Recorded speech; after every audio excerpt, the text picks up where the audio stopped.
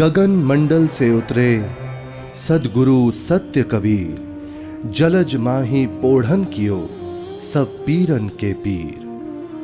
सर्व सृष्टि के रचनहार कबीर परमात्मा चारों युगों में इस धरा पर आते हैं और आम साधारण व्यक्ति की तरह लीला करते हुए मानव समाज को सद्भक्ति मार्ग देकर चले जाते हैं।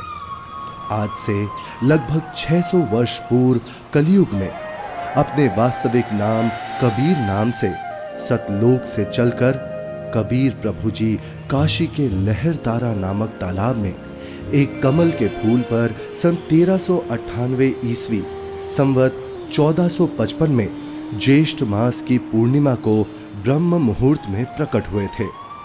उन्हें नीमा और नीरू नाम के जुलाहा दंपत्ति ने पाला था। बात 1403 ईस्वी की है, जब कबीर प्रभु जी 5 वर्ष के थे।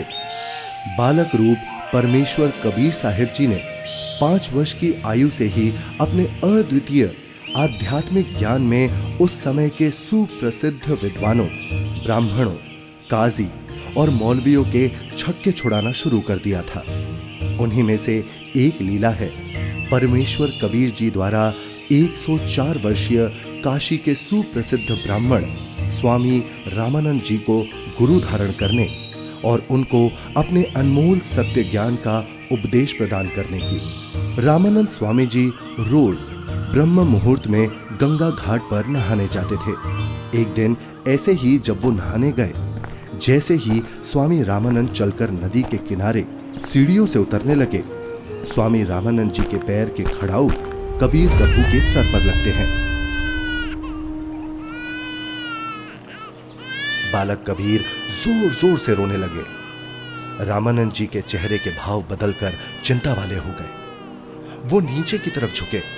जैसे ही रामानंद जी झुकते हैं, उनकी गले की कंठी, जो कि एक तुलसी के मनके की होती है, पौड़ी पर बैठे कबीर जी के गले में डल जाती है और स्वामी रामानंद जी रोते हुए बालक रूप में परमेश्वर के सर पर हाथ सहलाते हुए बोलते हैं, ये क्या अनर्थ कर दिया मैंने। रो मत बेटा, राम राम बोलो। राम राम। राम राम कहने से सब दुख दूर हो जाएंगे। ये बच्चा जरूर अपने माँ बाप से बिछड़कर यहाँ आ गया है। ऐसा करता हूँ, स्नान करने के पश्चात इसे आश्रम ले चलता हूँ और फिर इसके माता पिता के बारे में पता करता हूँ।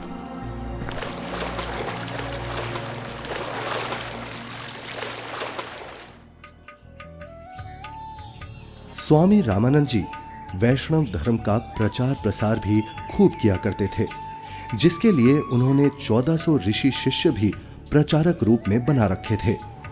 स्वामी जी के उन्हीं शिष्यों में से एक थे ऋषि विवेकानंद जी, जो कि बहुत ही अच्छे प्रवचनकर्ता रूप में प्रसिद्ध थे, जिनको स्वामी जी द्वारा काशी शहर के एक क्षेत्र का उपदेशक भी नियुक्त किया हुआ था। प्रतिदिन की तरह ही एक दिन जब ऋषि विवेकानंद जी शाम के समय विष्णु पुराण से कथा सुना रहे थे। श्री हरि विष्णु जी ही सभी के रक्षक व पूर्ण परमात्मा है। उन्होंने ही राम जी और कृष्ण जी के रूप में जन्म लिया है। वास्तव में भगवान विष्णु ही अजन्मे हैं, अविनाशी हैं। श्री हरि विष्णु भगवान की जय। श्री हरि विष्णु भगवान की जय। श्री हरि विष्णु भगवान की जय। वेद पढ़े पर भेद न जाने, बाँचे पुराण 18। पत्थर की पूजा करे, भूले सृजनहारा।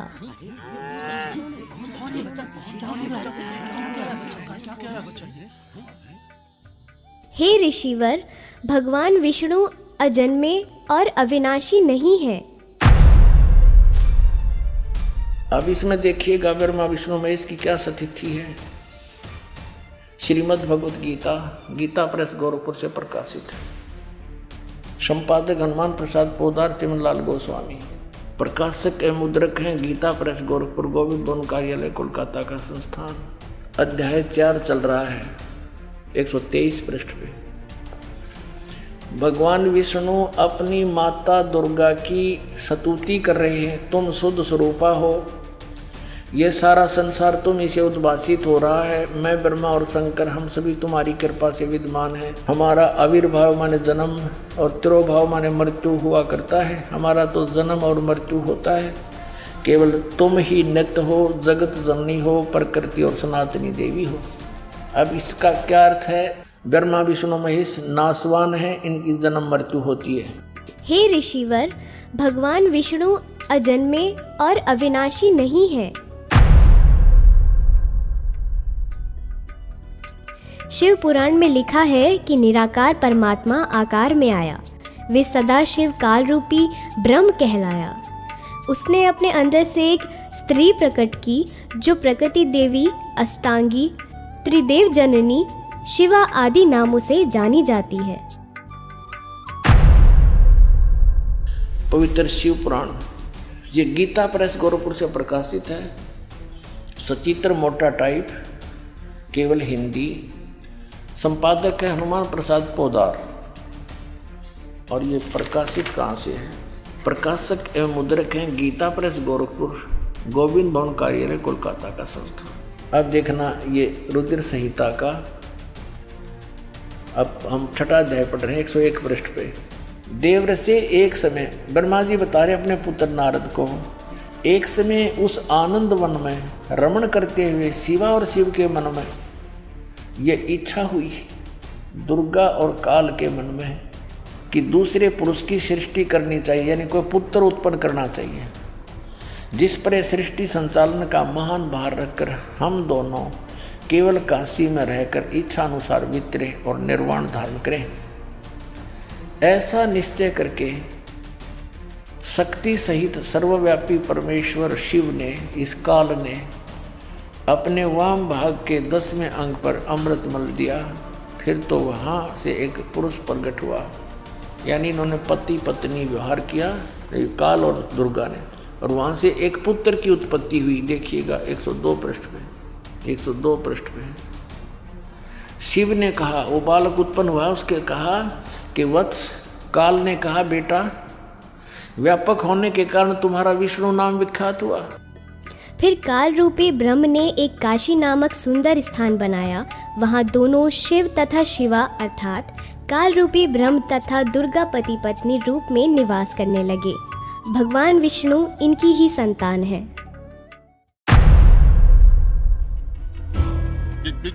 ये सब झूठ बोल रहा है, और ये सब छोड़, तू ये बता तू कौन है, किस जाति का है, गुरु कौन है तेरा? ये तो जुलाहा है, नीमा नीरू का पुत्र है।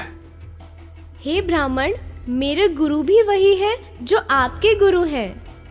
अच्छा, तुझे पता भी है मेरे गुरुदेव कौन है? मेरे गुरुदेव स्वामी श्री श्री 1008 स्वामी रामानंद जी महाराज हैं। जी पंडित जी, मेरे गुरु जी भी स्वामी रामानंद जी ही हैं। झूठ, सरासर झूठ। देखो भाइयों, ये जुलाहा सरेआम झूठ बोल रहा है। मेरे गुरुजी तेरे जैसे अछूत के दर्शन भी नहीं करते। शिष्य बनाना तो बहुत दूर की बात है। कल सुबह तुझे गुरुजी के समक्ष पेश करूंगा। दूध का दूध, पानी का पानी हो जाएगा। गुरुदेव तुम्हें स्वयं दंड देंगे। मेरे गुरु का नाम मिट्टी में मिलाता है। तुम भी आना भाइयों, देखना अपनी आंखों से। इस कबीर जुलाहे का झूठ कल सबके सामने आ जाएगा। हाँ, हम सब आएंगे, हम सब आएंगे, हम सब आएंगे।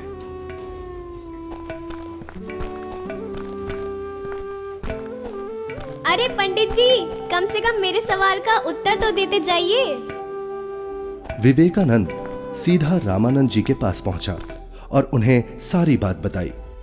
रामानंद जी भी गुस्सा हो गए कि आखिर कैसे एक जुलाहा खुद को मेरा शिष्य बता सकता है। हे गुरुदेव, एक छोटी जाति का जुलाहा अपने आप को बड़ा विद्वान सिद्ध करने के लिए भगवान विष्णु जी को नाशवान बताता है।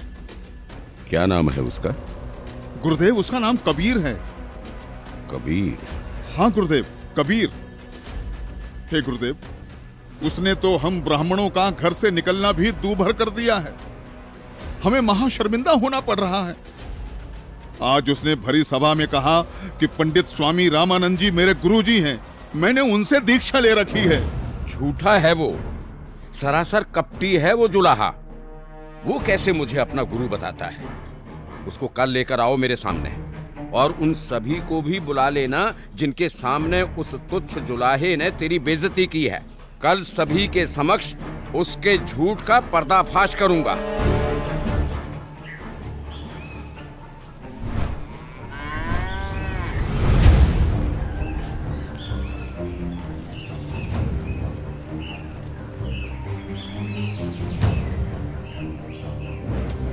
नीरू जुलाहे का घर कहाँ है?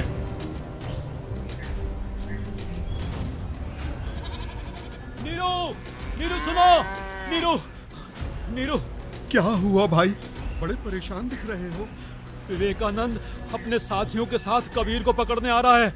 आपका घर पूछ रहा है। हाँ, लगता है कबीर ने इनको कुछ कहा है। उसे समझाओ, इनसे पंगा ना ले। क्या? कौन आ रहा है? हमें हमारे कबीर के लिए कौन आ रहा है? कौन पकड़ेगा? नीमा और नीरू डर जाते हैं और कबीर को झोपड़ी के पीछे ले जाकर कंबल से उड़ाकर छुपा देते हैं। तभी विवेकानंद वहां पहुंच जाता है। कहाँ है वो दंड वाला कबीर? कल उसने भरी सभा में मेरे गुरुदेव का अपमान किया है। आज सबके सामने गुरुजी उसकी पिटाई करेंगे। हे ब्राह्मण जी, क्या बात है? इतना क्रोधित मत होइए। हमारा कबीर किसी का अपमान कर ही नहीं सकता। न जाने क्यों आप हमारे कबीर के पीछे पड़े हैं। मेरा कबीर यहाँ नहीं है। अच्छा, अभी पता चल जाएगा। तोड़ डालो इसकी झोपड़ी को और ढूंढ कर निकालो उस अधर्मी कबीर को। रुक जाइए, हम हाथ जोड़ते हैं। हमारे कबीर में कुछ नहीं। घर में घुसकर विवेकानंद और उसके शिष्य तोड़ फोड़ करने लगते हैं तो कबीर प्रभु जी से नहीं रहा जाता। वो सामने आ जाते हैं। मत छोड़ो यहाँ, सब कुछ तोड़ फोड़ दो, सब कुछ। ये विवेकानंद ब्राह्मण, मैं यहाँ हूँ झोपड़ी के पीछे। झोपड़ी के पीछे पकड़ो उसे। पकड़ो। विवेकानंद उन्हें बंदी बना लेता है। फिर जब नीमा और नीरू कबीर प्रभु को बचाने की कोशिश करते हैं तो विवेकानंद उन्हें धक्का मारता है और हिंसा करते हुए कबीर प्रभु को रामानंद जी के पास ले जाता है। विवेकानंद और साथ आए शिष्य बालक को छुड़ाने के लिए बीच में आए नीरू और नीमा के ऊपर भी हाथ उठाते हैं।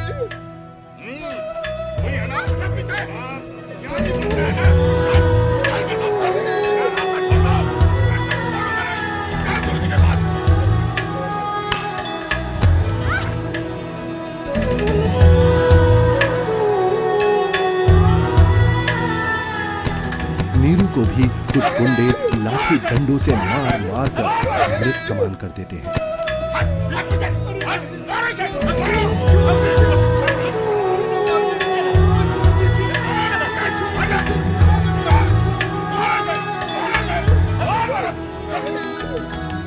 साच कहू जग मार ही, या झूठ कही ना जाई हो। साच न पूरा पावते, ये झूठे जगपति आई हो।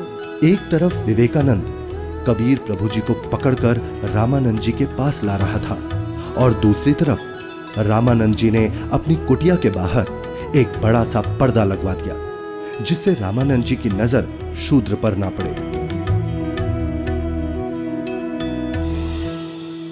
हे स्वामी, आपके आदेश के अनुसार पर्दा लगवा दिया है जिससे कबीर की नजर आप पर ना पड़े। कबीर को इस पर्दे के पीछे ही खड़ा किया है। मारो इसे, इसने हमारे गुरुदेव का अपमान किया है। मारो, हमारे ईश्वर की निंदा की है इसने। मारो इसको, मारो इसे, मारो। शांत शांत शांत। आप सभी शांत रहें। गुरुजी खुद ही इस अधर्मी को सजा देंगे। कौन है तू जुलाहे?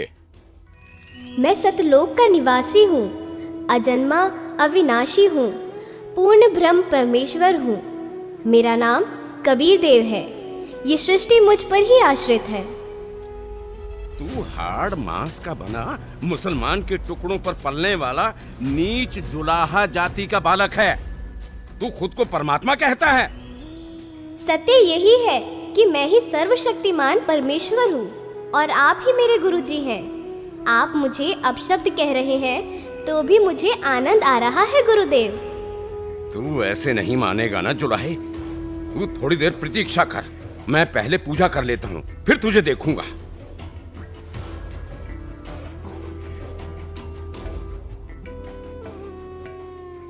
कहीं ये बालक सच में तो भगवान नहीं है, क्योंकि भगवान तो किसी भी रूप में कहीं भी आ सकते हैं। कहीं मुझसे कोई गलती ना हो जाए। अपनी पूजा साधना के बाद सोच समझ के बात करूंगा। 104 वर्ष के रामानंद, जो कि सालों से ध्यान कर रहे थे, वो ध्यान करते हुए ही ध्यान में ही भगवान की काल्पनिक छवि बनाते और उनकी पूजा करते। लेकिन उस दिन ध्यान में कुछ अलग हुआ। स्वामी जी कल्पना में खड़े होते हैं और श्रद्धा से नंगे पैरों जाकर गंगा से जल लेकर आए और ठाकुर जी के वस्त्र उतारे, फिर स्नान करवाया तथा नए वस्त्र पहना दिए, तिलक लगाया और भगवान के सर पर मुकुट रख दिया।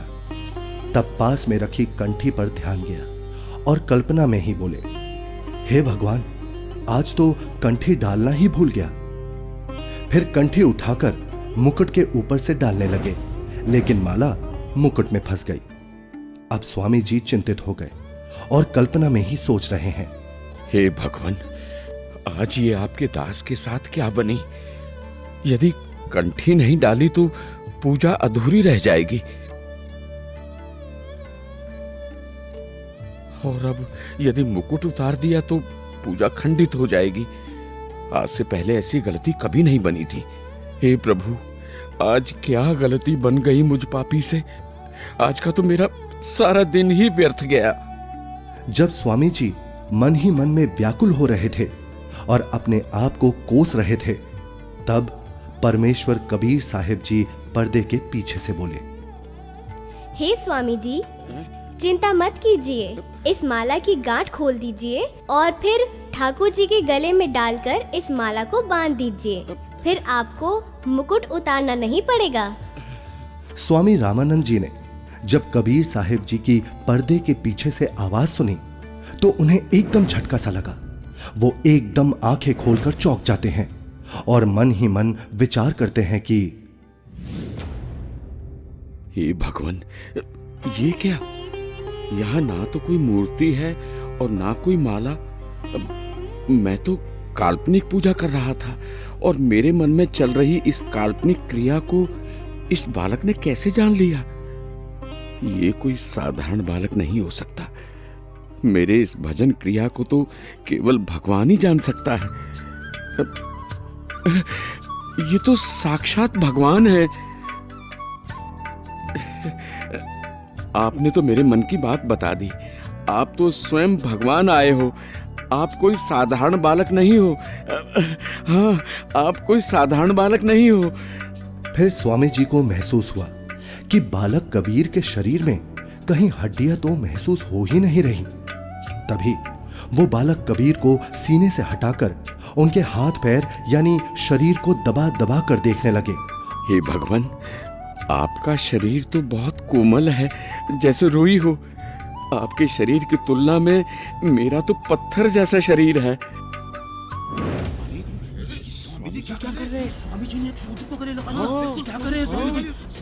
लगता है कि बुढ़ापे में गुरुजी का दिमाग हिल गया है, जो शूद्र को गले से लगा लिया।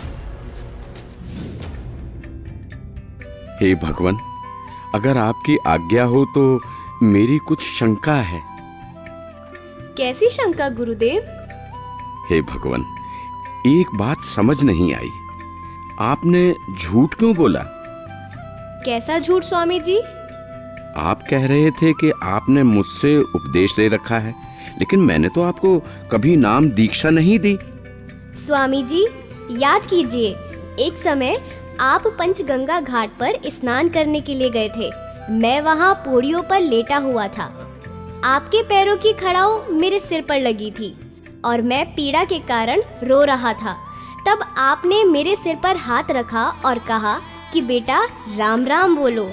तो स्वामी जी, आप मेरे गुरु बन गए और मैं आपका शिष्य। मेरा तो उद्देश्य ही वहां पर आपसे दीक्षा लेना था। हाँ, अब याद आया। परंतु वो तो बहुत छोटा बच्चा था। वो देखिए स्वामी जी, क्या मैं ऐसा था? स्वामी जी ने जिधर बालक कबीर जी इशारा कर रहे थे, उधर 2.5 वर्ष के उसी बालक को चारपाई पर लेटा देख चौंक जाते हैं और बार बार कभी 5 वर्ष के रूप में खड़े परमात्मा को देखते हैं तो कभी 2.5 वर्ष वाले रूप को। फिर आंखें मल मल कर देखते हैं कि कहीं आंखें धोखा तो नहीं खा रही। इतने में 2.5 वर्ष वाला बालक चारपाई से हवा में उड़ा और 5 वर्षीय बालक के रूप में खड़े कबीर साहिब जी में समा गया और 5 वर्ष वाले बालक के रूप में कबीर साहिब जी वहीं खड़े हैं। मेरा संशय मिट गया। आप ही पूर्ण ब्रह्म हैं, हे परमेश्वर। आपको हम कैसे पहचानें? आप किस जाति में उत्पन्न तथा कैसी वेशभूषा में खड़े हैं? कैसे एक छोटे से बालक के रूप में धोती कुर्ता पहने जुलाहा जाति शूद्र वर्ण में उत्पन्न हुए हैं दाता? हे मालिक, हम तुच्छ बुद्धि जीव आपको कैसे पहचाने? अपने इस अनजान बालक की गलती क्षमा करना प्रभु। ऐसा मत कहिए स्वामी जी, आप मेरे गुरुदेव हैं और मैं आपका शिष्य। नहीं भगवान, मैंने आपको पहचान लिया है। भगवान, आपके बच्चे की कुछ और शंकाएं हैं जिनका निवारण चाहता हूँ, यदि आपकी आज्ञा हो तो। हाँ स्वामी जी, बोलो, आपकी क्या शंकाएं हैं? हे कबीर देव, मैं अपने शिष्यों को राम नाम जाप करने को नहीं देता।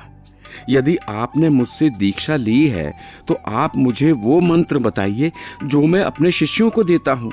स्वामी जी, आप ओम नाम जाप करने को देते हो।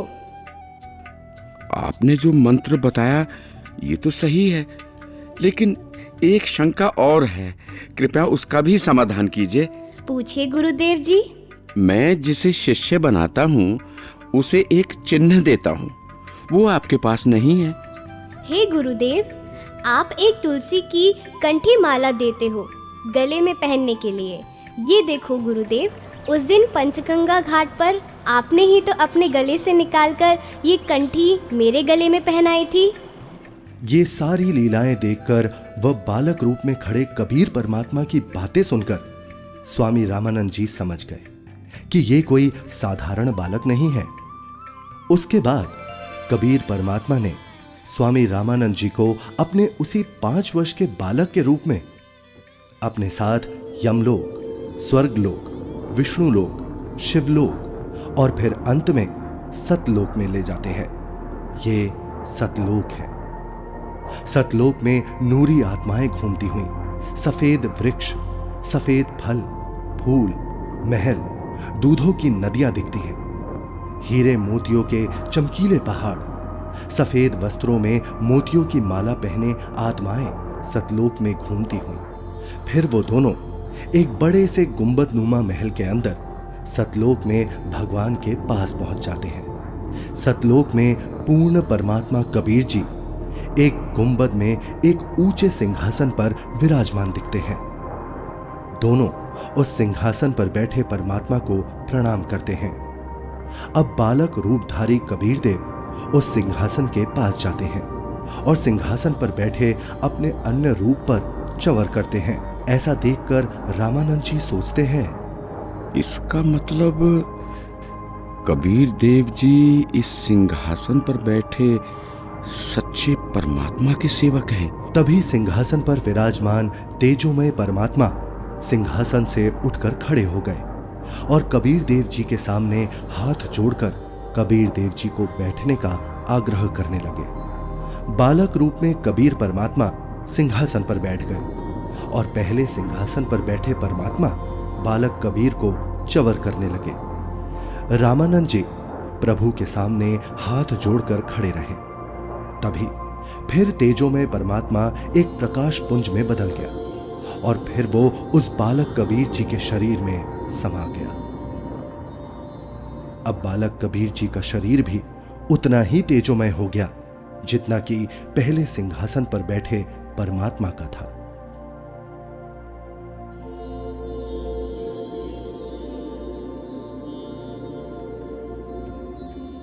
बोलत रामानंद जी सुनो कबीर करतारे, गरीबदास सब रूप में तू ही बोलनहार। दोहू ठोर है एक तू बया एक से दो, गरीबदास हम कारणे तुम आए हो मगजो। तुम साहेब तुम संत हो और तुम सतगुरु तुम हंस, गरीबदास तुम रूप बिना और न दूजा अंश।